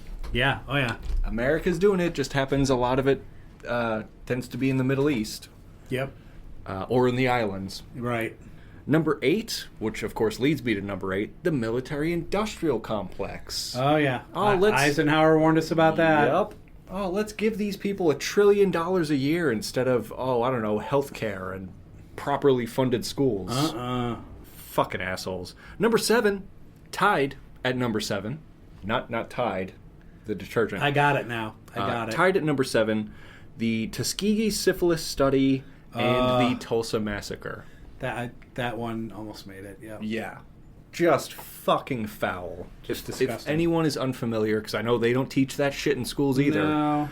Do a little research on the Tuskegee syphilis study or Tulsa massacre. If you haven't heard of them, it will disturb you that our country did this. Yep. Number 6, Citizens United and the NRA. Oh. Yeah. A lot of where we're at today is because of those two quote-unquote organizations. Tied for number 5. I kind of grouped these all together because it's all the same, kind of the same shit. Number 5, Ronald Reagan, the AIDS crisis, Iran-Contra, and the Reagan tax breaks for wealthy and big corpo. That's all tied at number 5. Yeah. Because that was all that administration. That was that administration, yeah. Number 4, overturning Roe v. Wade. Terrible. Unfucking believable.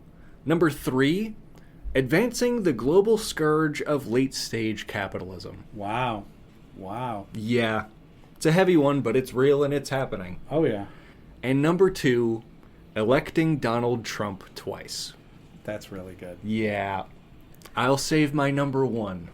Yeah, we really shit the bed on that one. Yeah, I kind of wish I had that on there. My number 1 is a tie. Whoa! It's a tie. Tide? The detergent? No, just a tie. Man, you must hate the smell. I do. Oh, clean laundry? Ew. Clean laundry? How gross. These jeans, I've worn them for 5 weeks straight. Slavery. Yeah. And the assassination of John F. Kennedy. You hear that, CIA? You hear that? Nice job. Could also add the assassination of MLK Jr.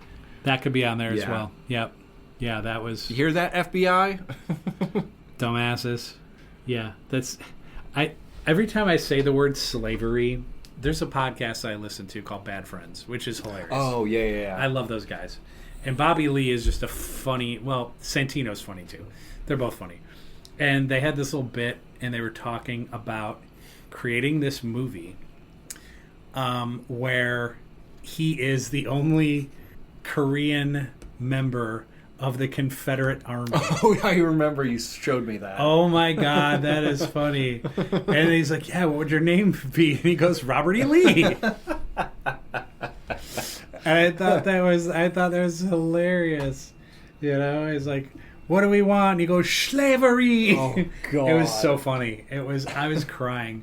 Yeah, but not great. Yeah. Not great.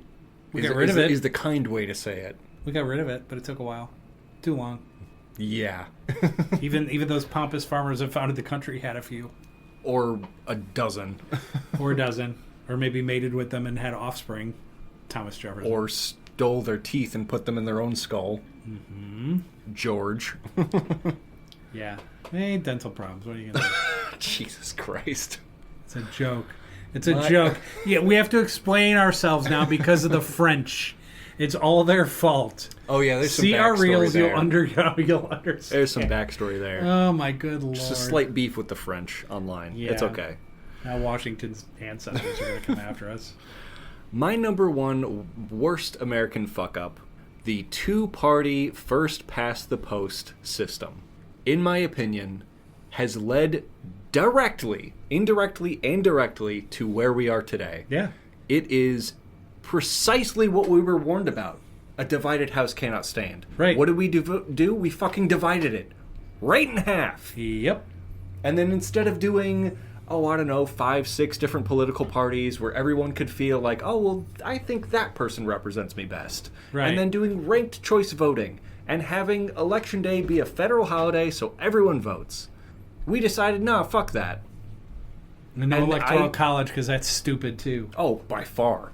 I think that precisely is why we are where we are today. Mm-hmm. And I am 100% certain. Imagine how much more advanced we'd be if we didn't have all of that shit. We'd be so much further advanced. Right. And people would feel like they're being represented. They'd be represented.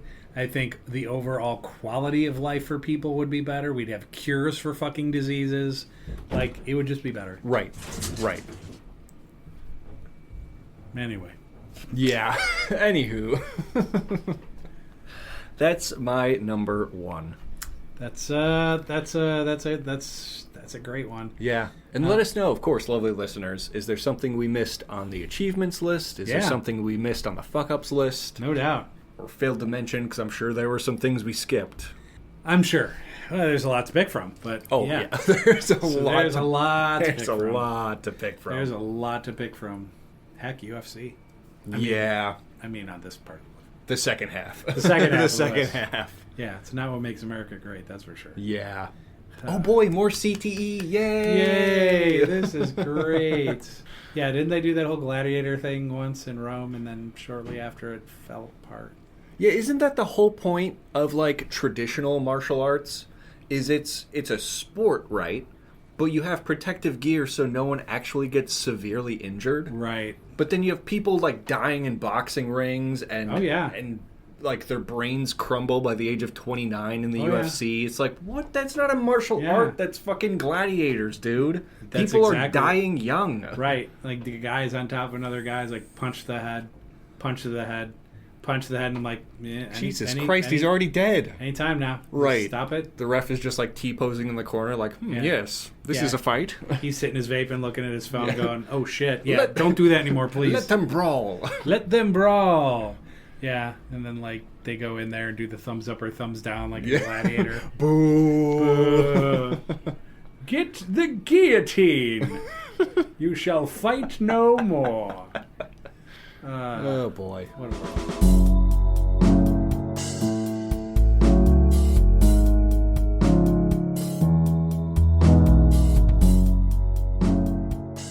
All right, everybody, we are in the home stretch of the season 6 finale, 250, and happy birthday, Mr. Marca. Happy Squirrel Day. Happy Squirrel Day. I'm host Mark Maloney along with Aiden Maloney, and we now are on to our beer review, the official beer review. The official beer review here on the Mark Mo Show, and it is summertime, which means it is time for one of my favorite kinds of beer, which are shandies. Now, I rather enjoy making my own. Sure. If you do it properly, which is a lager beer, you can even use a light, which is fine, and a carbonated lemonade. Like there's a company called Ice that makes a bunch of these drinks. Like they have a carbonated lemonade. So you can find them. They're more readily available to our neighbors to the north. Don't use regular lemonade because there's no fizzy in it. You're going to flatten the beer. You're going to flatten the beer. So it's not going to be the same thing. So I encourage finding some fizzy. Worst case scenario, you could use a Sprite or a 7-Up. Yeah. Or if you have a soda stream. Or a soda stream, you could do that. Carbonate lemonade yourself. You could do that yourself. That's true, too. But carbonated lemonade's the way you want to go if you're going to create your own. And then you can use a Miller Lite, a Coors Light. Like, that's what I would use. If you had, like, a Yingling, that would probably be really good. Yeah. And that carbonated lemonade, chef's kiss. Yes. But if you're not going to make your own, there are some out there that are pretty good. This one I had not seen before. It is a seasonal from the company Shiner. And I will let Aiden get into that. This is the Shiner Raspberry Lemonade Shandy. It is 4.2% ABV, so it's approximately what you would see in a light lager itself. It is from the Spetzel Brewery. Hopefully I'm pronouncing that right. It is out of Shiner, Texas, US of A. Regional brewery, so a little bit larger than your microbrews, but it's not like a Miller or an Anheuser-Busch or something. Correct. As they describe it, Shiner Raspberry Lemonade blends a crisp lager with sweet tart raspberry and lemonade flavors. Light-bodied and refreshing, it delivers bright fruit notes, balanced by citrusy acidity and a smooth, clean finish. Designated as an easy-drinking, warm-weather shandy. We'll be the judge of that today on our Untapped app, where it is free. We're not sponsored by it, but we use it because we like ranking beers. On a scale from 0 to 5, we'll give you tasting notes. We're drinking it straight out the bottle today. And let us know, lovely listener, what you were enjoying. Yeah, I had to Google map it because I'm like, where the hell is Shiner, Texas? I was very curious. My immediate thought is, it's got to be near Austin somewhere.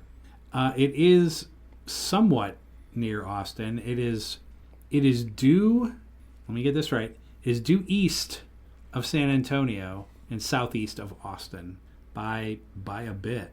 It's a little out the ways. It is a small town. It is a very tiny town.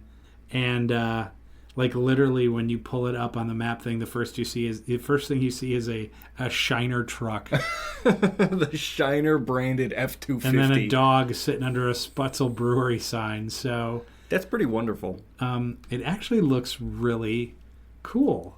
Yeah, kind of Hollywood themed. Like if In a way, if I found myself in San Antonio or Austin, I might make a the day drive. trip. Could be a She only kisses me for the barbecue sauce in my beard. That is something on a Shiner sign. That's funny. Yeah, so Shiner, Texas. There you go. How about that? But yeah, the company is called Spetzel Brewery, spelled Spoetzl. Hopefully we're pronouncing that right. But it is out of Shiner, Texas. That's the name of the shandy. That is correct. Yep, absolutely. Very, very interesting stuff. Anyway, Rank it on a scale from 0 to 5.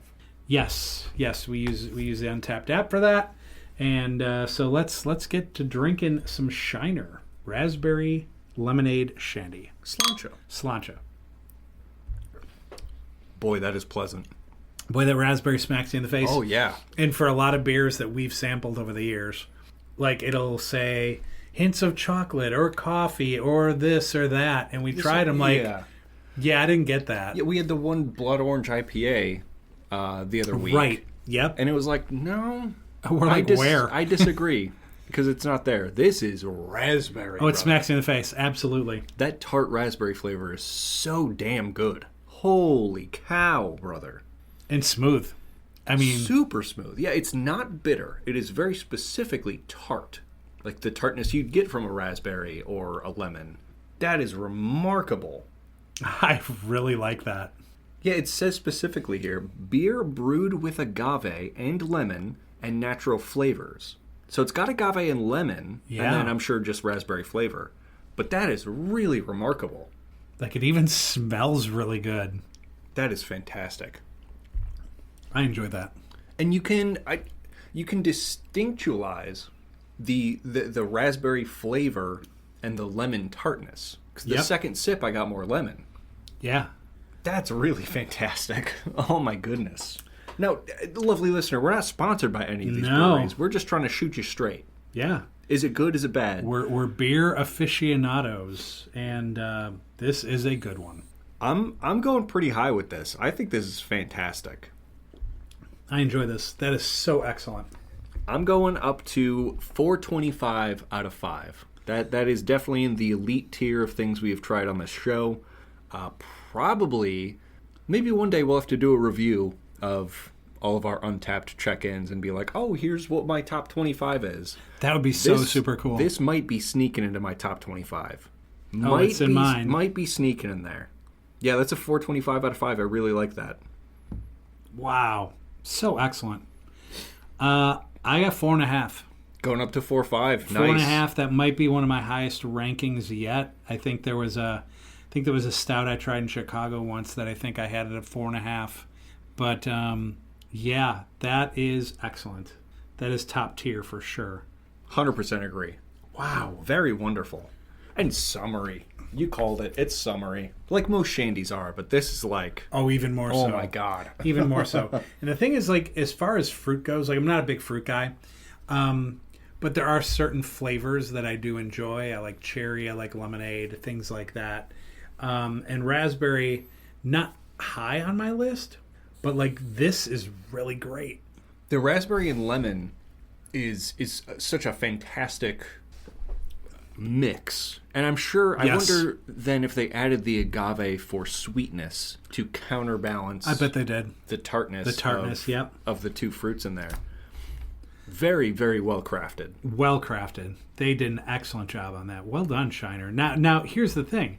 When we do this kind of thing, and we have a very pleasant experience, I'm going to look at other Shiner products now. Sure. We did try... What did we try of theirs recently? Didn't we try something of theirs? I don't think it was the Bach, although the Shiner Bach, I think, is their most popular product, if I'm correct. I think you're right there. Yeah. We tried their... No, maybe we didn't. This might be the first Shiner one we tried. I think you're right. Mm-hmm. Yeah, and flavor profiles, I just picked raspberry, lemony, and sweet. Yeah, I picked those three and I added tart because that tartness is so crisp. Yeah. But not overwhelming, which is impressive. Totally agree. So good. We in our Untapped app, we do unlock badges. And the badge I unlocked, cheers to independent U.S. craft breweries, level 13. Oh, hell yeah. Cheers, Beer Patriot. You are supporting the small independent American craft brewer. When you see the seal, shaped like an upside-down beer bottle, that's independence you're tasting. Try 5 more to earn level 14. Sounds like a challenge. It does sound like a challenge. It's a thought. It's a thought. I also unlocked Verified Adventure badge, level 15. While spontaneity can be fun, sometimes you want to make sure your adventure will rock. Check out the menu at Untapped Verified venue before visiting and know exactly what's on tap. That's 75 check-ins at venue that is verified. Try 5 more for level 16. Oh, nice. So how about that? Free badges. Don't mind if I do. I will take those badges for sure. Good Alrighty. stuff. Did you get any? I did not. No, sadly. I mean, I must be in between badges. You must be. Yeah. You don't need no stinking badges. Watch next week. I'm going to get like 10 of them. You'll get like 10, yeah. So I would recommend, we're here in Northwest Indiana, near Chicago, and we're able to get Shiner. It is a Texas beer, so I assume there is the macro distribution there. Sure. So chances are, if you are listening anywhere in America, you'll probably be able to get Shiner products. Give her a try. Give it a try. It's just such a refreshing summer beer. I imagine if you pull a cold one out of the fridge, you're sitting on your deck. It's kind of warm, a little bit of a breeze. Got maybe a bowl of pretzels or popcorn out there, and you got this beer. You're in for a nice day. You're feeling good. You are definitely feeling good. Highly recommend. Now, typically we end the show with the world of weird news, but not today. Not today, Junior. We have a tier list. Tier listing. I know nothing about it. Aiden has crafted this, much like Shiner crafted this beer. You'd think they're paying us money, but they're not. They're not. They're not. We're just clever. We're just fans. Yeah. So we're clever fans. Anyway, we're ending with a tier list. I have no idea what it's about. But let's do this thing. Tier listing, a segment from an old podcast of mine, where I make a tier list of anything.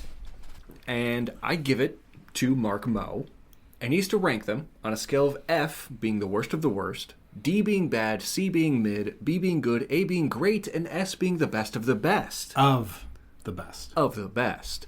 Now, we're going to be ranking American monuments and landmarks. Oh, okay. And you can rank these however you like. Whatever. I don't want to steal the no rules policy, but there is one rule. Uh-oh. I get my final say. So I can make little tweaks if I want to. Okay. If you say something's an A and I don't like it, I'll make it an A minus. Oh, shit. 'Cause I'm brutal like that. Oh, no. So there is one rule, and that is I'm the judge, jury, and executioner. Oh, shit. I'm scared now. Anyway, American monuments and landmarks. We'll start off with maybe one of the more popular ones, the Statue of Liberty. Statue of Liberty. This is a good one. It's iconic. Given to us by France. Given to us by Our best France. Thanks, France. It is a symbol to you're tired, you're weak, you're poor, you're immigrants, like what we used to stand for. Right. And it's there, for people that are coming across the ocean, ships, whatever, and you see just this symbol of hope. It's pretty neat, iconic. Yeah. I give it a solid A. Solid A, through and through. Yeah. I like that. No notes. Next up, the Grand Canyon. Grand Canyon. It's a big hole in the earth. One of the wonders of the world. That's what they say. That's what they tell me. That's what they tell me. I've seen it briefly. Well, twice, actually. Once from, actually inside an airplane. We fly over. It's like, oh, look at the big hole. I don't find it as spectacular as other things. It's kind of neat, but it's just, at the end of the day, It's a hole. I go C. You go C? Oh, man. Okay, I'm going to add my plus. So C plus is going to be the final score. Okay. But because I did enjoy being there. There's not a lot to do there. You just look at the canyon This is the hole. and then you leave. So Right. C plus I think is fine. But I was kind of amazed when I was there and we were at one of the lookout spots. It really felt like I was staring at a painting or a wallpaper. Like it just didn't feel real. That's interesting. Like it in person, it's so fucking huge. Yeah. It is massive. And I really, like, I was so far away from the other side. I think I was probably 12 or 13 when I saw it. So it could have just been like this childlike wonder. But it really felt like I was staring at a painting. I'm like, that's incredible. Which is the reason I add the plus. So C plus All right. could be the Grand Canyon's final score. Fair enough. Next up, the Indiana Dunes. Indiana Dunes, right here in the region. It's a lake. It's water. There's big mounds of sand, all formed from the glaciers of the past. Pretty amazing. It's actually there's a good hiking and biking system throughout, which is kind of neat. That's true. Which is more like the woods and just the natural area, as opposed to the actual sand dunes themselves. There's a Mount Baldy, so it's technically called Mount Baldy. I don't think it's technically a mountain. I don't think it has that elevation, but it's a lot of sand and it's piled up. So I'll give that a B minus. B minus. That's fair. We'll go B minus on that. Okay. I think I would be more argumentative if all the local industry didn't pollute the fuck out of the lake and make it essentially unswimmable. Oh yeah. Like you dip your head in that water, you exit with an ear infection. Yep, I did. Yeah. Mm-hmm. It's just foul how we've treated Lake Michigan. Yep. So B minus for the Indiana Dunes. Next up, Gateway Arch. The Gateway Arch. The finest of St. Louis. The mighty Mississippi, the old man. Deep river, art lies over Jordan. Dad, I think we missed our exit. That's okay. We got over the river. Yeah, I've known people that have gone up in it, and it's just kind of one of those experiences like, okay. Yeah, it's kind of like a rickety elevator, and you're going, like, in an arch, diagonal up and over. So Yeah. it's a little trippy, because I've been to the top, and it's cool. Like, whoa, I'm high up now. I can stare down at St. Louis. And then that's the downside. You're staring down at St. Louis. Which is like, wow, they could have put this somewhere cooler. Right, because St. Louis is boring. Yeah, kind of boring. It's kind of boring. So It's not neither good nor bad. It's just boring. it's kind of a fun arch. Being up there was cool, but then I looked down at this boring city. I'm like, what are we doing here? Yeah. What do you guys have? The Cardinals? They're whack. Yeah. You guys drink that water? Hey, Jesus. And Anheuser-Busch here? Oh, no. Ew. Now I get it. Ew. C. C. That's fair. Next up, Mount Rushmore. Now, if you examine the history of how all of that went down and the politics behind it, it's kind of a shitty deal. It was the six grandfathers, I believe. Mm-hmm. Was the original monument. Now, granted, there's a whole story there. So, do rich white douchebags play a role in everything? Of course. But their people kind of sold their people out too. So you have some of that. So it's like you take the good, you take the bad, right? That's been kind of the theme of the show. Yeah. So I'm going to grade it as just what it is, which is kind of a neat thing to see. And we did see it. Saw it at night. All lit up, which was really super cool. And like when you park there, you have to take this long path to kind of get back to it. And there's all these different state flags and everything that are all kind of down this long walkway. And like there's this arena where you can sit. So I don't know if like they do things or have fireworks or whatever they do sometime, but there is like a little amphitheater thing where you can kind of sit. It's kind of fun. And a place where you can walk into that talks about kind of how it was made. I do find it fascinating. I think if they try to put Trump's face on it, I think I'll never go there again. Yeah. But I find it fascinating. I'd probably give it a solid B. Solid B? B for Mount Rushmore. Next up, Alcatraz Island. Yeah, what a neat thing. I've been to San Francisco before. We talked about going out there. I think the seas were a little rough that day, so they didn't run whatever ship out there. Ferry or my something. My parents didn't want to go or something, so we just ended up not doing it. Probably your papa, because he didn't like heights and he didn't like being on the rough water. So I just think that's fair, honestly. That's fair. Totally fair assessment. I get that. Yeah. Why do you want to go out there and be like, blah, work? Yeah, well, prison.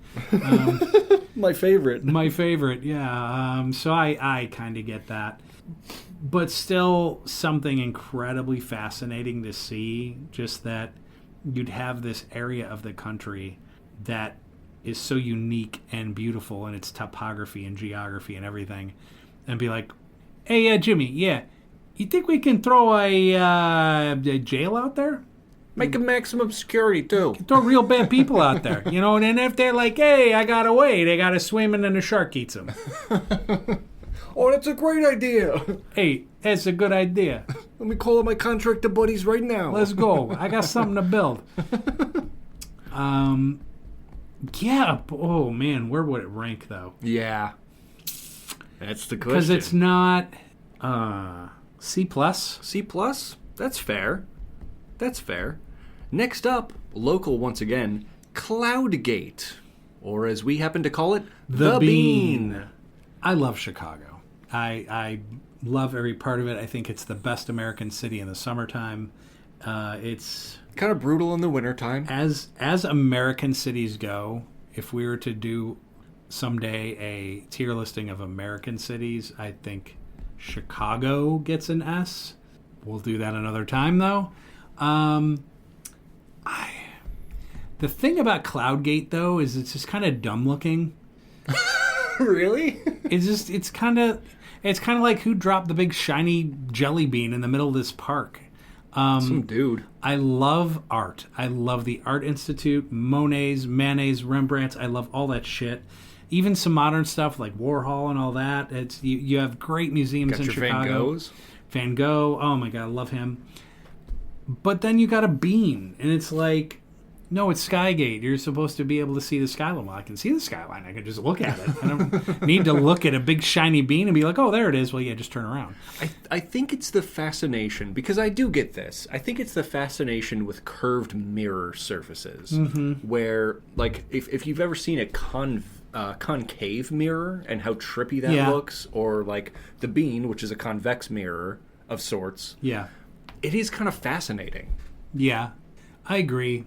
You can also go to a fun house. I'm just gonna. Oh man, and see, I can't grade it what I graded the Arch because it's St. Louis. This is true. C+. C+ for Cloudgate. Cloudgate Plus. That's fair. No notes there. Next up, Niagara Falls. Been there. It is really cool. I learned a lot about it when I was there. Is the American side better or the Canadian side? Because I know you can visit both. I've heard the Canadian side is better. That is the side I was on. Oh, okay. I was not on the American side. But it's really an amazing thing to see. They harness so much power from that thing, which is kind of cool too. And it actually retreats, apparently, a little bit every year through erosion. Yeah. So that was kind of a cool fact too. I liked it a lot. I go B+. B+, solid. The Golden Gate Bridge. To be fair, I'm not a height guy. And you and me both. Going over like a big tall bridge makes parts of me tingle, and that's not always like a good tingle. Sure. So I don't always like that. But as far as its construction and how it looks, awesome. Is it the world's or the country's largest suspension bridge? I don't think world. Maybe, probably the country's. Maybe the country. Yeah. And it could end up being the Sunshine Bridge, too. I'm not 100%. We'll have to do some off-air research on that. But I think it's beautiful. I like actually coming in from the city, going back out over the Golden Gate Bridge, because you see this area called Sausalito, which is just an amazing, once again, geography and topography. It's just so cool because it's like this mountainside town that looks like a bunch of steps. And these homes like make the steps, and it just goes up and up and up. And it's just really a neat thing to see. Yeah. I give it an A. I like it. A? That's awesome. Might have been S tier, but I don't like heights. I'll move it to an A+. I'll move my judge hand. I'll give it an A+ because I love the engineering behind it's phenomenal. Massive bridges. It's crazy. Next up, Yellowstone National Park. Now, I'm not going to try to take the view of it from the fact it's going to end up being the demise of most American citizens once that volcano explodes. That's not gonna happen. Come on. We're all gonna die. Yeah, well, that's true. But, that's a true statement. This is true. We're all gonna die. Just a little sooner once that thing blows its top. Yep. And this is like, well, we got about 15 minutes. What do you want to do? Way to good run, boys. What do you want to do? Let's go get a beef sandwich. And some beer. And other things. Gorgeous. I love that part of the country. Kind of the Wyoming, Colorado, Montana, Idaho kind of. It's just phenomenally beautiful. Oh, is it S tier? It's S tier. S for Yellowstone. Yeah. I like that. Now these final 10, because this is a list of 20, these final 10 rapid fire. Okay. An old segment of ours. Yeah. Which we can include into your listing. Rapid fire, final 10, the Sears Tower. Amazing structure. I'm glad you still called it the Sears Tower A+. A+. I like that. The Empire State Building.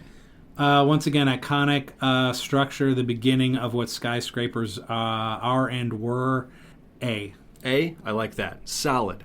The Alamo. The Alamo, I've heard much smaller and less impressive in person. I've heard that too. Historically significant. B. B, solid. The Great Smoky Mountains. We've been there. Pretty neat. Bears. B. B, solid. I like that. The Seattle Space Needle. Kind of cool. We saw that from our rooftop of our hotel. This is true. Right there. So super cool. Beautiful. Seattle's so cool. Seattle's a great city. I can't wait to go back. I do like the Space Needle. Architecturally very neat. A. A, solid. I like it. Yosemite. Yosemite, same thing as Yellowstone, although I don't know if I would grade it S tier. We'll go A+. A+, that's solid. I can get behind that. The 9/11 Memorial Site. Nice tribute to an incredibly shitty day and shitty period in our history. I don't know. Depressing, though. B. B, solid. The Hoover Dam. Amazing. What a feat of engineering.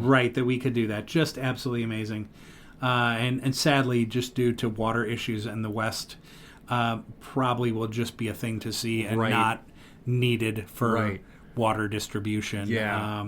This used to hold back water. It used to hold back a lot of water, so that wouldn't flood. Your grandparents used to be able to drink this thing called fresh water. I don't see water on either side. Well, that's just decoration now. Yeah. Let's go S tier. S tier? I like that. The final two, penultimate one, the Liberty Bell. Liberty, it's got a crack in it. This is true. It's got a crack in it. They ring it too hard? Come on, Philly. You got to do a better job taking care of your bells. Take care of that bell, man. Liberty Bell, a lot of significance. I don't think it's significant in, like, actually really, like, what it is. Or the fact it's got a crack in it. Yeah. But still cool. And a great symbol. Yeah. A. I'm going to go A-. Okay. Because it's in Philadelphia. Fair. The final one of the day. Pearl Harbor National Memorial. That is something that, more than the 9/11, is just really significant and was such a turning point in this country's history. What a turning point. It's just unbelievable. And still very, very sad. But it lit a fire under this nation that sadly needed to be lit. S tier. S tier? Going S tier. Going S Beautiful. tier. This completes our list. Let us know in the comments or on socials what you think of this list, what you would change. We are at Statue of Liberty A, Grand Canyon C+, Indiana Dunes B-, Gateway Arch C, Mount Rushmore B, Alcatraz Island C+, Cloud Gate the Bean C+, Niagara Falls B+, Golden Gate Bridge A+, Yellowstone S, Sears Tower A+, Empire State Building A, The Alamo B, Great Smoky Mountains B, Space Needle A, Yosemite A+, 9/11 Memorial Site B, Hoover Dam S, the Liberty Bell A-, Pearl Harbor National Memorial S. There we go. You're That's welcome. it. You're welcome. Happy birthday, America 250. This is the end of the show and end of season 6. We'll more than likely be taking a little bit of a break, as we often do in between seasons, which kind of runs right into the holiday weekend, which is kind of perfect. So we're going to have some things. We're going to have an interview with Kate Novak. She's an automotive detailer here in town. We had an amazing 1-hour conversation. So we'll get that up and going. We'll have some gaming content. And then after the holiday, we'll be back for season 7. More chaos and tomfoolery and shenanigans. The old Siete. You got it. So make sure you like, subscribe, and share all of our stuff as well. Aiden Spelled the Right Way. That's his gaming site on YouTube. And then, of course, our collab, which is A&M Gaming. And check that out. We're going to have some new gaming content here for you soon. And that's about all I got. Thank you so much for listening. 6 seasons in. Hopefully a lot more to come. Damn right. Don't explode your hand off with fireworks because there is no healthcare here. That's right.